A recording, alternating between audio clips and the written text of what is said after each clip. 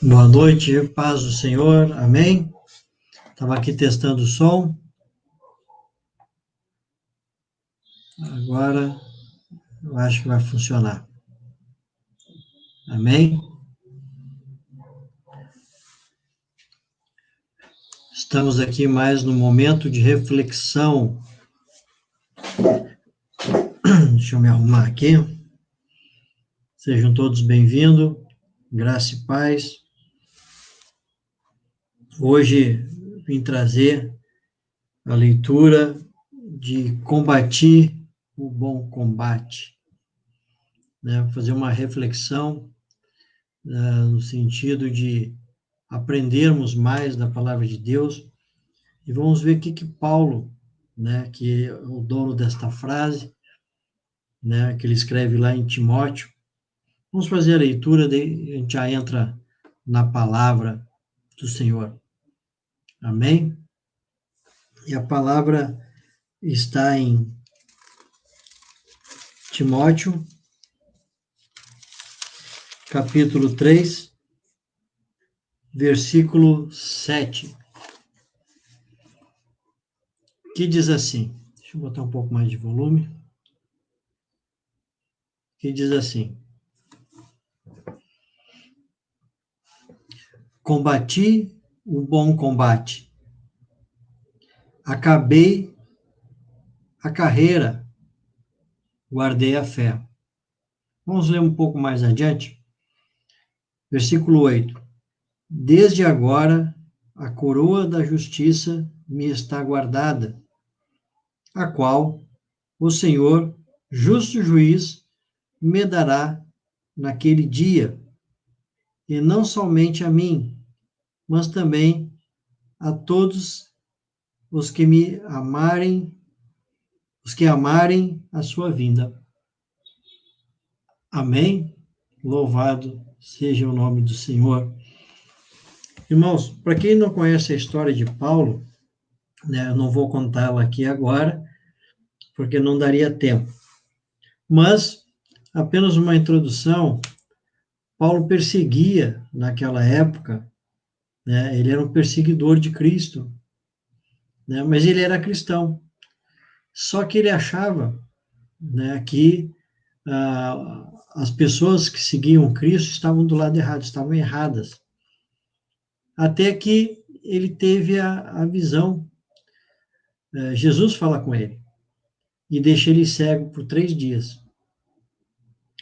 E quando Jesus tira a visão dele, aí ele enxerga a verdade. Olha só que interessante. Ele precisou ser cego para poder enxergar, né? Quantas vezes nós não enxergamos aquilo que está na nossa frente? Porque, como eu sempre falo, as piores doenças do homem é a arrogância, o egoísmo, né? São doenças que estão na carne, né? A arrogância, o egoísmo, né? A inveja, a cobiça, tudo isso deixa o homem cego. Deixa o homem cego, ele não consegue enxergar nada além dele. Então, quando o homem tem um objetivo, ele cega e tenta seguir à frente, ele não escuta mais ninguém. Ele tenta seguir à frente e não escuta mais ninguém. Ele não vê mais se ele está certo, se ele está errado, né? Ele simplesmente quer fazer, né? E com Paulo não foi diferente, né? Paulo, ele era um combatente, ele era um soldado, né? Ele era um perseguidor, mas ele era um soldado e fazia bem o trabalho dele, muito bem, né? E quando chega no fim da vida dele, no fim da carreira dele, vocês podem perceber aqui: combati o bom combate, acabei a carreira e guardei a fé. Tudo isso que ele fala, ele fala no passado. Agora vamos fazer um momento de reflexão. Qual é o nosso passado? O que nós temos no nosso passado para nós nos orgulharmos, né? Para nós nos lembrarmos o que a gente fez de bem, né? O que a gente correu atrás na nossa vida toda, né? O que nos deixou cego, que a gente não viu que estava errado, a gente baixou a cabeça e eu quero isso, e tentou até o fim, que você falaria hoje se estivesse no lugar de Paulo? Paulo, ele lembra aqui, né? Paulo aqui, ele prevê a morte dele. Paulo está preso. Paulo perde tudo. Não tinha nem roupa. Não teve descendentes, né? Porque ele vivia fugindo. Depois que ele comprou a ideia de levar a palavra de Deus, que ele teve aquele contato com Deus, que ele se converteu realmente, houve a conversão dele, nada mais interessava a ele senão viver a Cristo. Nada mais. Nada mais era importante para ele do que viver a palavra, que ser um verdadeiro evangelista, de levar a palavra de Deus, ser um missionário, né? Se nós formos ver hoje a palavra da prosperidade, né, financeira, que é pregada na maioria dos templos, quem foi Paulo? Ele ficou sem nada e morreu sem nada, esquecido. Ele teve quase a mesma vida de Cristo, quase a mesma. Ele foi julgado, foi condenado, foi abandonado pelos seguidores dele, foi abandonado por todos os amigos, né, e morreu esquecido, né, na cadeia. Quando ele não estava na cadeia, prisão, ele estava em prisão domiciliar.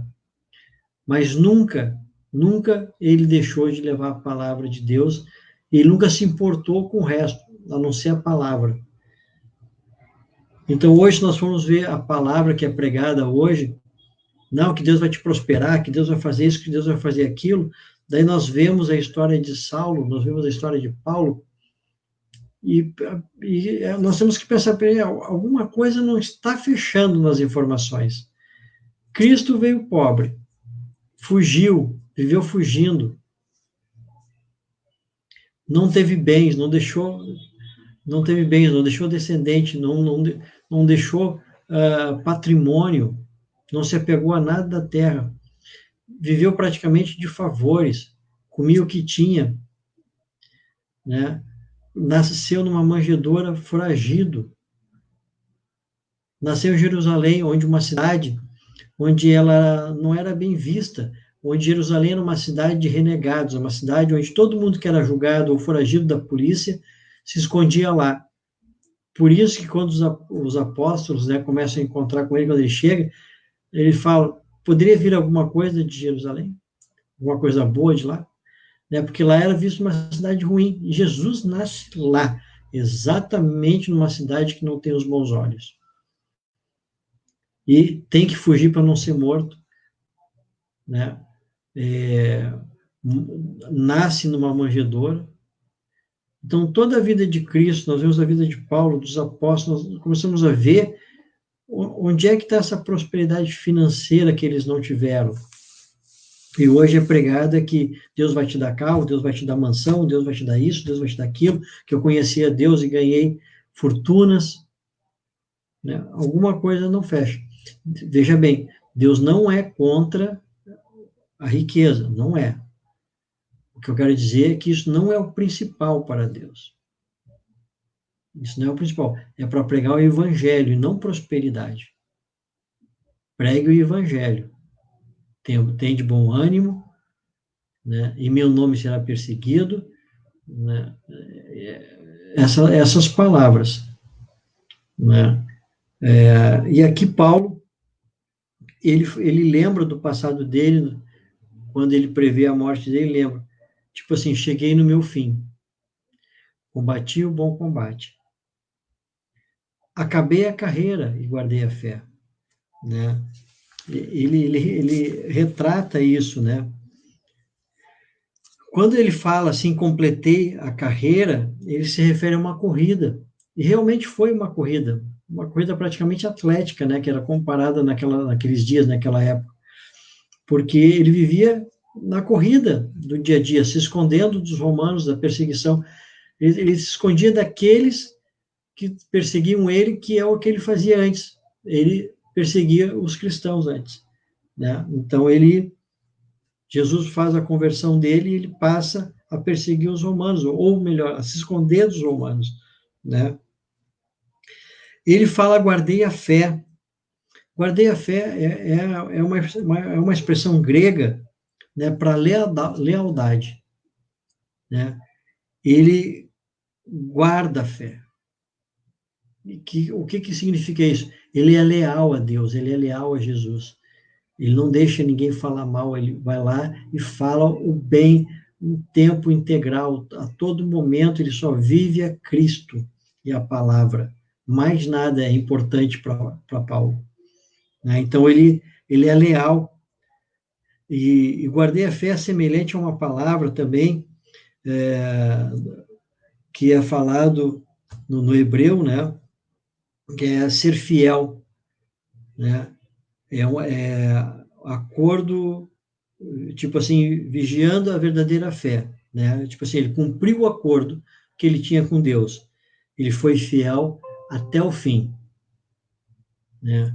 Então, isso Paulo retrata quando ele fala, guardei a fé. Ele foi leal, né? E foi fiel ao acordo que ele fez com Deus, que Deus fez com ele. Que no final da carreira dele, né? Que ele diz aqui, né?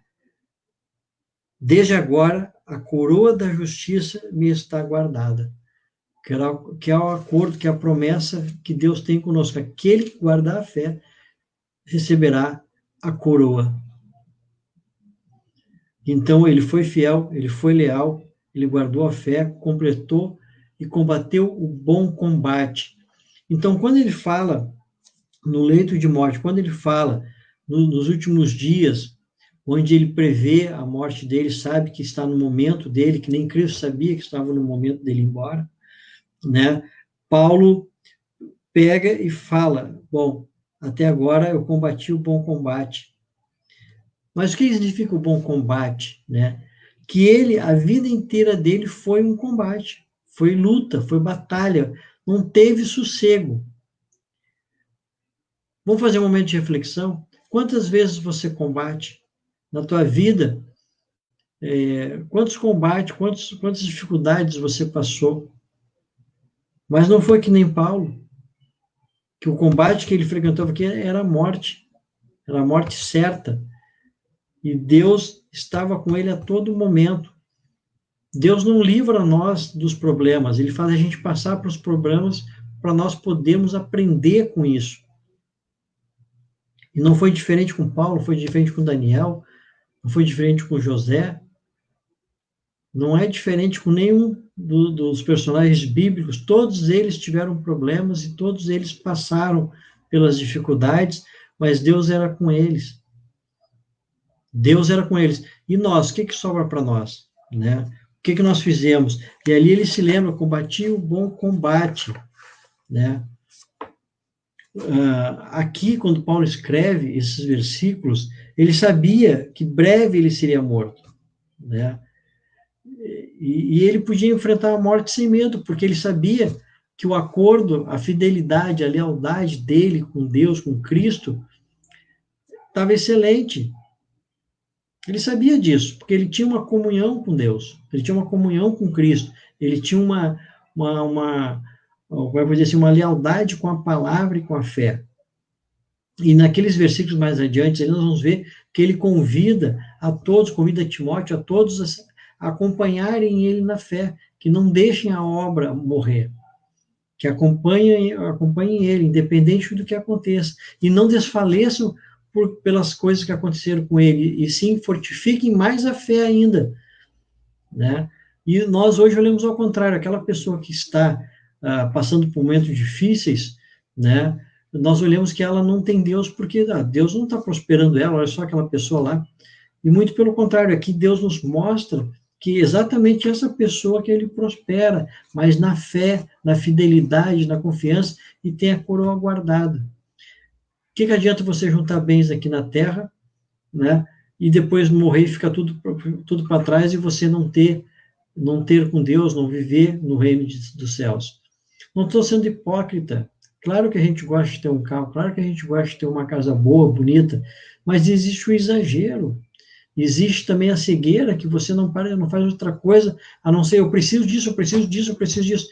Espera, não tem os versículos que falam que Deus se preocupa até com as aves do céu, que todas elas não ficam sem comer porque Deus providencia, né? Então, só que nós entramos num desespero que aquilo nos incomoda tanto, tanto que nós deixamos de fazer o essencial para a palavra de Deus, para a obra, né? E nós acabamos afetando, assim, o quê? A nossa fé. A nossa fé. Amém? Então, aqui Paulo, ele declara, né, que ele completa a corrida dele, que até o momento que ele estava no combate, que estava combatendo e venceu diversas batalhas, agora ele chegou no fim da corrida dele. Ele atravessou a linha de chegada, né? E que agora ele aguarda a coroa da vida, a coroa que está guardada, que Deus tem na promessa para nós, né?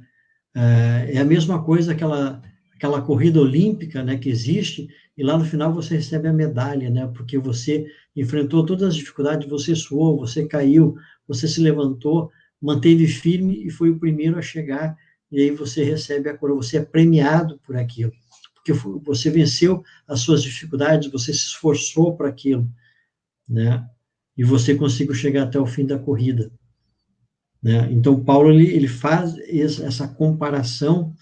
Completei a carreira, completei a corrida, né? Mais ou menos ele quis dizer. E outra, ele manteve a fé. Ele não olhou para a esquerda nem para a direita. Momento de reflexão. Quando você está no aperto, quando você está na prova, você vai pedir ajuda para a esquerda ou para a direita, ou você pede para Deus, para Cristo? Porque Pedro, quando foi andar sobre as águas com Cristo, o que ele fez? Enquanto o foco dele era Jesus, ele andava sobre as águas. Quando o vento dispersou ele, o que acontece? Ele começa a afundar. Por quê? Porque ele sente medo ali. Ele sente medo e começa a afundar. E Jesus estende a mão para ele e resgata ele, né? Mas por quê? Porque ele sentiu medo, ele começou a olhar para os lados. Não, nosso foco tem que ser em Cristo, nosso foco tem que ser em Jesus.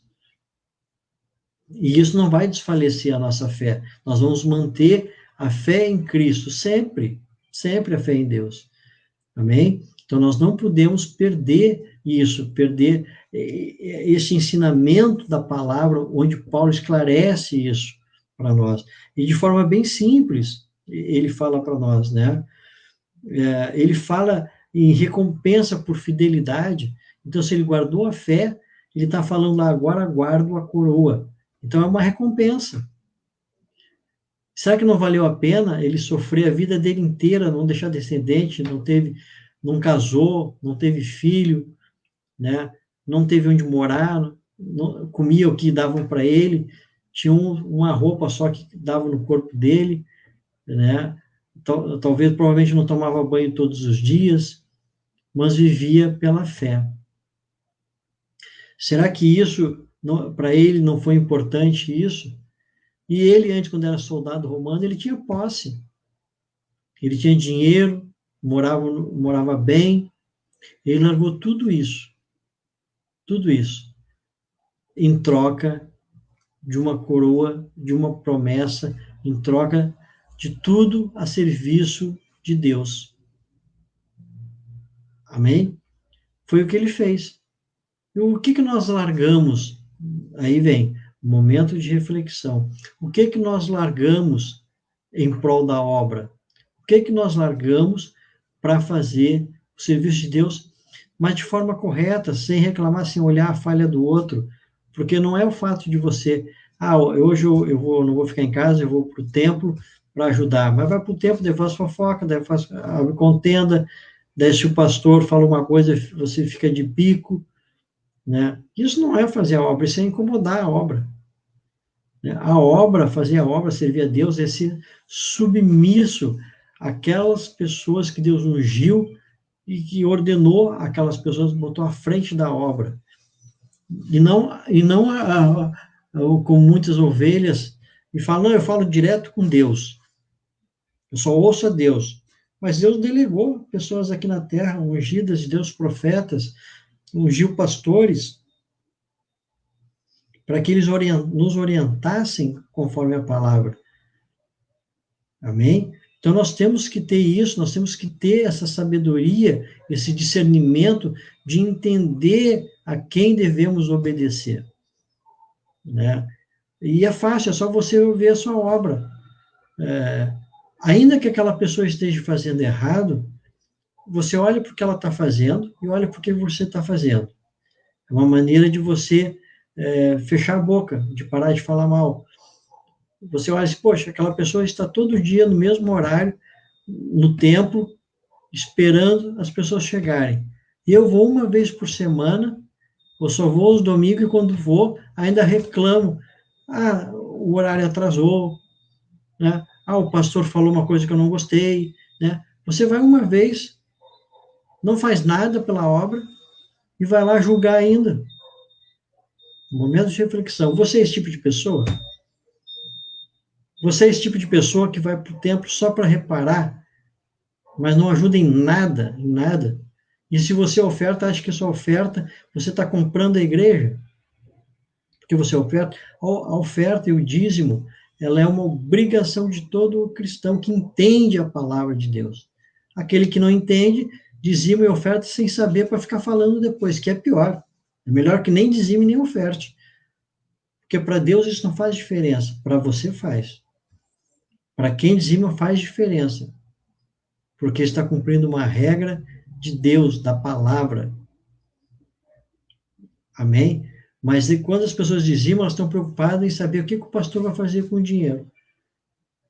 Né? Elas não têm que se preocupar. Deus se preocupa com isso. Você se preocupa em fazer a obra. Faça o que você tem que fazer e o resto deixa com Deus. Seja submisso e faça o que tem que fazer. Amém? Só que nós queremos nós queremos dar o dinheiro e nós queremos também falar para o pastor aonde ele deve investir o dinheiro. Não é assim? Se nós damos o dízimo, nós achamos que temos o direito de, não, pastor, eu dei dinheiro, por que o senhor não trocou o telhado? Pastor, eu dei o dinheiro, por que o senhor não comprou água aqui para a gente tomar? Pô, pastor, olha o dízimo que eu dei aqui, o senhor não troca essas cadeiras. Né? Você não tem que fazer isso. Você não é dono. Você é apenas um servo de Deus. Você não dá ordens. Você recebe. No templo não existe a democracia, a teocracia. Deus é o centro. Ele já determinou as regras, você só entra lá e segue. Você não muda a regra. Jesus não mudou as regras, por que você vai mudar? Amém? Você não deve mudar. Então, quando a gente olha para Paulo e vê a história dele, uma história de missões, uma história de evangelismo, olha o que ele fez sem mídia social, sem celular, sem carro, sem avião, sem microfone, sem a ajuda de muitos, sendo perseguido ainda. Ele fez muito que muitos templos, muitas pessoas, ele fez, porque além de ele pregar e aquelas pessoas fugiram, que é o normal do homem, né, que é o normal do homem, mas ele levantou templos, muito templos ele levantou e botou pessoas a cuidarem desses templos. Mas ele fez a parte dele. Se algumas pessoas erraram, se algumas pessoas utilizaram dele, da boa vontade dele, Deus é que vai julgar. Ele nunca julgou, ele só falava, você está no caminho errado, mas faça certo.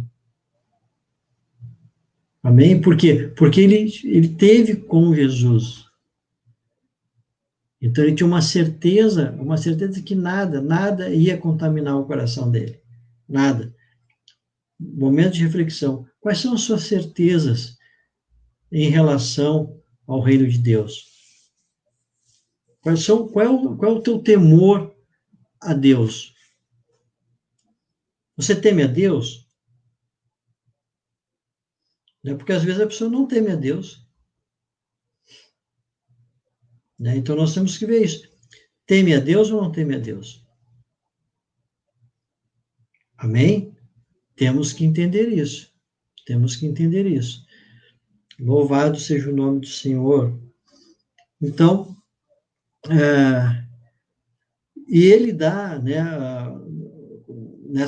nesses dias finais, que ele está aguardando a morte dele, está aguardando todo o julgamento dele, né, Paulo, ele tem uma instrução para Timóteo, né? Pregue a mensagem e insista em anunciá-la, seja no tempo certo ou não. É a instrução que ele dá para Timóteo, né? Aconteça o que acontecer, virá um tempo em que as pessoas preferirão seguir os seus próprios caprichos, escolhendo fábulas e lendas em detrimento da verdade. Olha só, nós já estamos vivendo essa época, que as pessoas preferem fazer qualquer outra coisa, mas não acreditar na verdade. E Paulo já previu isso lá atrás. Olha só que interessante, né? Então, Deus faz coisas maravilhosas, maravilhosas, né? Daí eu volto aqui a chamar a sua atenção nesse momento de reflexão, né? Quais são as suas obras? Quais são as suas obras? É, por que você fala daquilo que você não conhece? Por que você não experimenta ir num culto, verificar, conversar com o pastor, se apresenta, pastor, eu não sou cristão, eu vim aqui para conhecer o templo, conhecer a palavra, né? Eu vim me apresentar aqui, e não fica lá de cantinho escondido, né? Só para ficar falando depois, o pastor falou isso, eu não gostei dessa coisa, o ar-condicionado está muito frio, o ar-condicionado aqui está muito quente, o ventilador me escabelou. Não, você não vai lá para isso, né? Não era para isso. Você vai lá para se converter. Se você já vai lá pensando assim, né, nesses momentos que eu estou lhe falando, de botar defeito, mais uma prova que você precisa de Deus em você. Mais uma prova. E o que Jesus fala? Vinde a mim todos que estáis cansados, que eu vos aliviarei. Jesus veio para os doentes, não veio para os sãos. Isso eu sempre falo aqui, está escrito, está na palavra. Né? Então, essas pessoas que falam, as pessoas que comentam, essas pessoas que acham que fazem e acontece, elas é que precisam de cura. Então, nós não podemos espantar elas da igreja. Elas têm que continuar ali. E o ministério tem que trabalhar essas pessoas, tem que orar por essas pessoas até elas reconhecerem que elas estão erradas. Né? Ou deixar elas para trás, mas falar a verdade. Ô fulano, tu veio para cá para quê? Tu não conhece a palavra de Deus ainda? Mas se fala assim, a pessoa, o pastor falou para mim assim, né? Não foi educado comigo, não sei o quê. Esquece. A educação você recebeu de berço e não é o pastor que vai te educar. O pastor vai te ensinar a verdade. Né? Ele não é o teu irmão, ele não é o teu amigo, ele não é teu pai, não é teu parente, ele é o teu pastor. A amizade é uma consequência do pastoreio, né? É uma consequência, né? Ter aquela afinidade, aquela comunhão e torna aí sim uma amizade. Mas acontece que essa amizade ela não pode atrapalhar a função de pastor e ovelha e servo, não pode.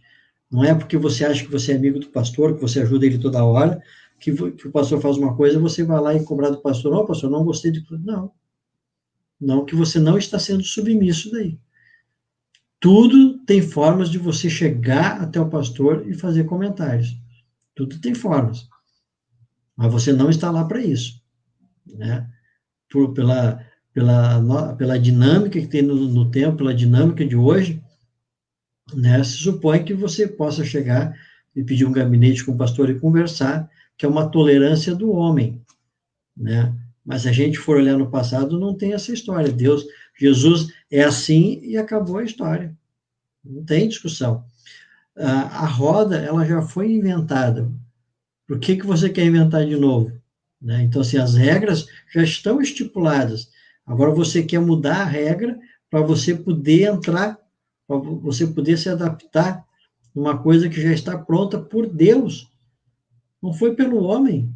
Deus que montou toda a estrutura da igreja, a regra da igreja, a salvação. Nós estamos aqui por causa de Deus. Daí você chega, né, dá na cabeça, não, eu vou mudar isso aqui agora. Momento de reflexão. Você já pensou nisso? Quantas coisas você mudou que não devia ter mudado? Quantas coisas você copiou no mundo e levou para dentro do templo porque achou que aquilo seria bom para atrair mais gente? A igreja não é uma atração, ela não é um circo, ela não é um teatro, ela não é um cinema, ela não é uma praça de alimentação, né? Onde você tem que melhorar as coisas para atrair as pessoas. Não, as pessoas não têm que ser atraídas pelos olhos, e sim pelo coração. E sim pelo coração. Pelos olhos, o homem é atraído por muitas coisas, né? Aquilo que ele vê, ele se apaixona, né? Só que é falso isso. É uma falsa paixão, um falso amor. Então, o templo, ele é sagrado, ele tem que ser sagrado dentro da promessa de Deus.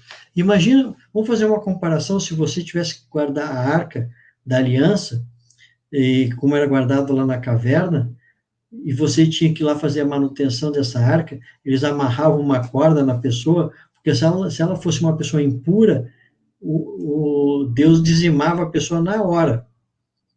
Então a corda era para puxar o corpo. Você se atreveria, com a tua fé de hoje, que você fosse lá limpar a arca?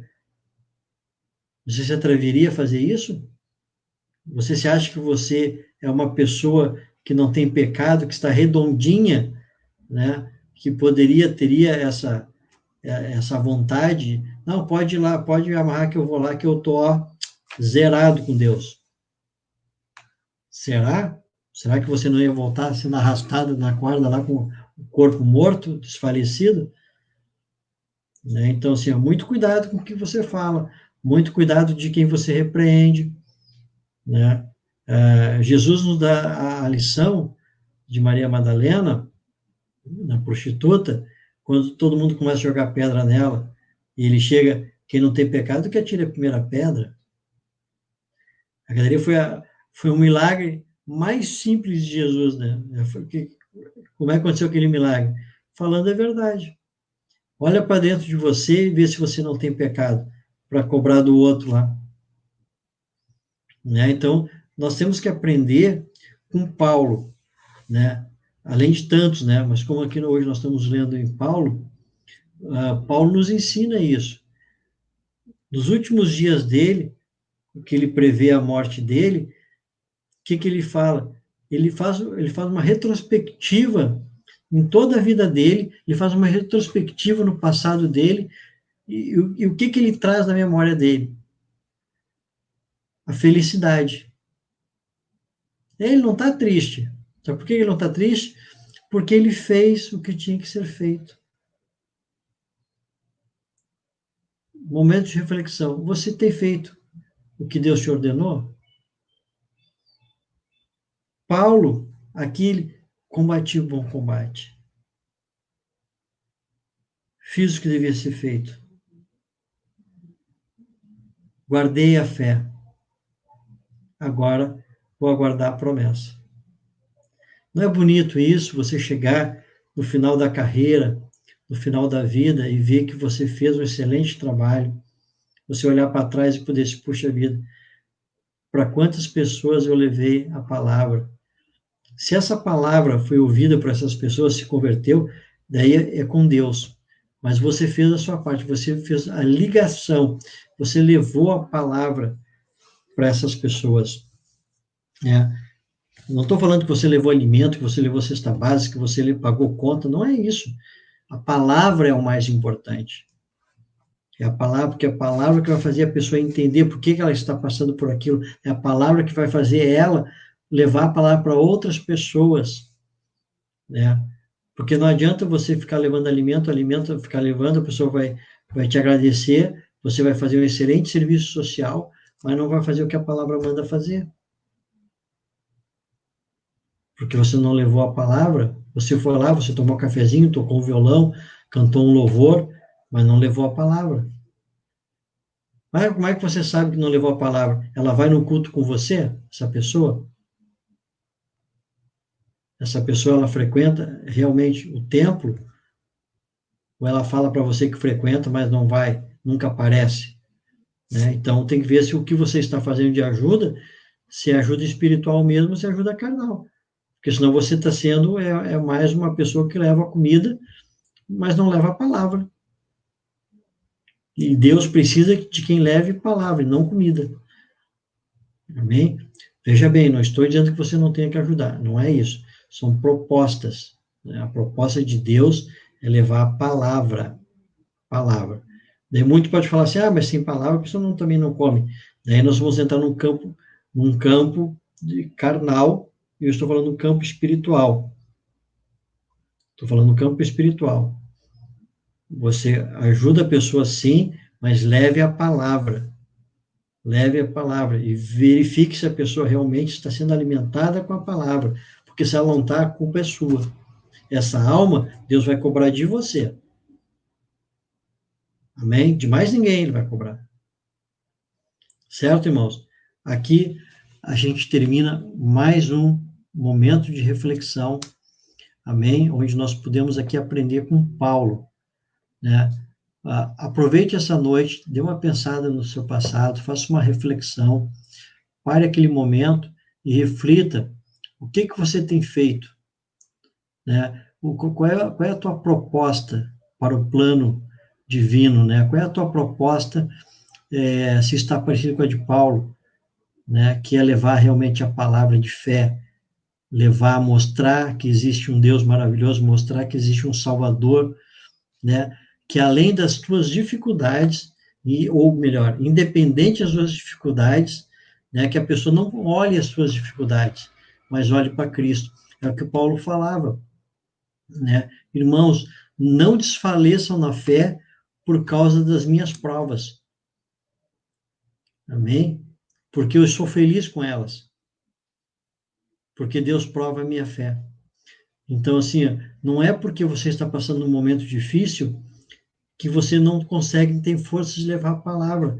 Ou a pessoa vai olhar para você assim, puxa, essa vida dessa pessoa vira cristão, todo mundo está com problema, né? Daí que você tem que dizer isso. Não é por causa das minhas dificuldades que você tem que desfalecer na fé.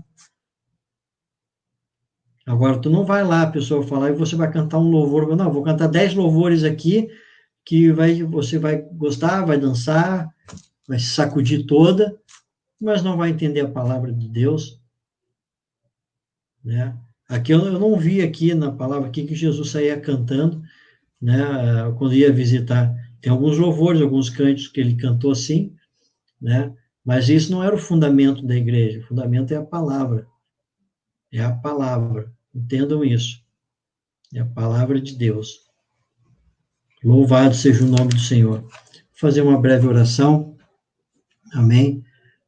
Gostaria que todos estivessem ligados agora em oração, seus pensamentos, aqueles problemas, dificuldades que vocês estão enfrentando, ou que nós estamos enfrentando. Agora é o momento que nós temos para conversar com Deus e pedir orientação espiritual, pedir que Ele nos atenda, né, nos abençoe com aquilo que nós precisamos, aquilo que está no nosso coração. Amém? E depois eu entrarei para os finalmente, para até amanhã às 23 horas nós estarmos aqui novamente. Amém? Pai querido, Pai santo, Pai celestial, a Ti, Senhor, te agradeço por tudo que tem nos feito, Pai.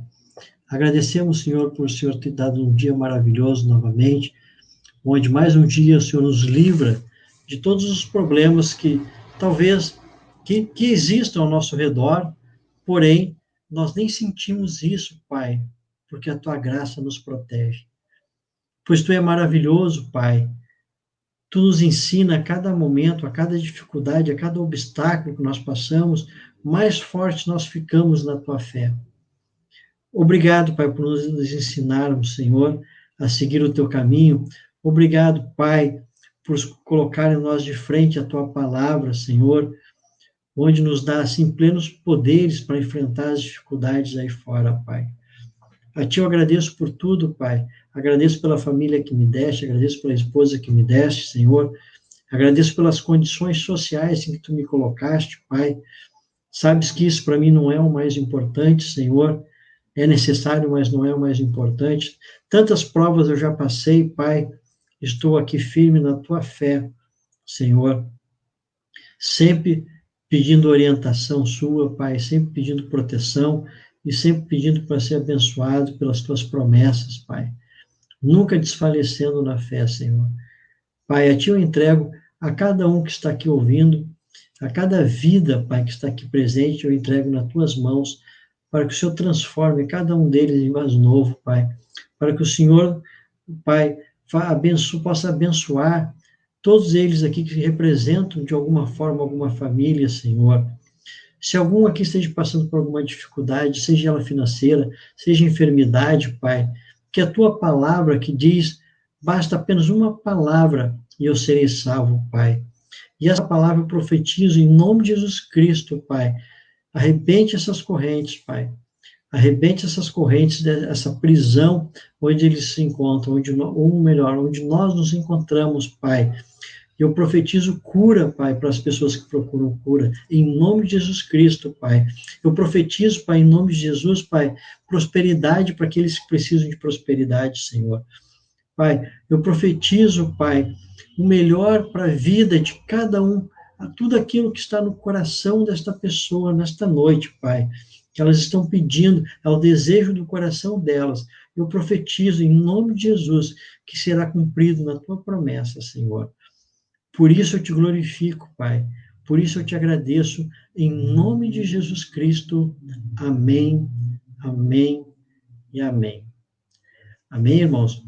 Desejo a todos uma boa noite, que todos sejam abençoados por esta palavra, que tenham uma noite tranquila de sono, que Deus guarde os sonos de todos nós, amém? E que tenha misericórdia de nós, como Ele sempre teve, amém?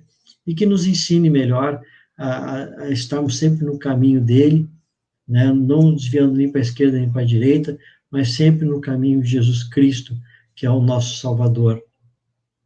Agradeço a todos pela presença, que amanhã nós possamos nos encontrar aqui novamente às 23 horas para mais uma palavra, para mais um alimento, né? A semente, o alimento da palavra, e que nós estejamos com o coração pronto, né? Que é o nosso terreno, a nossa terra, que já está arada, já está preparada para receber a semente da palavra do Senhor. Amém? E que essa semente se transforme numa linda árvore com vários frutos, onde nós possamos, assim, não cortá-la mais na frente, mas sim ir lá e colher frutos. Frutos, muitos frutos, que nós possamos fazer assim que nem Paulo, ao final de nossa vida, nós chegarmos e falar: combati o bom combate, guardei a fé, e agora aguardo a promessa da coroa. Amém? Que todos possam guardar essas frases de Paulo, né, no coração, e assim refletindo mais neste momento de reflexão, tendo essa ajuda divina, né, de Deus. Amém? E que nós possamos nos encontrar amanhã. E não esqueçam, amanhã, assim que se acordarem, lembre-se, é mais uma oportunidade que Deus dá para nós seguirmos na palavra e consertar nossa vida em Cristo Jesus. Amém? Eu vou botar agora um louvor aqui, até concluir, para que eu possa depois desligar a live sem ter nenhum corte. Amém? Fico em paz e que Deus esteja com todos vocês. E muito obrigado por estar aqui comigo nesta noite. Amém.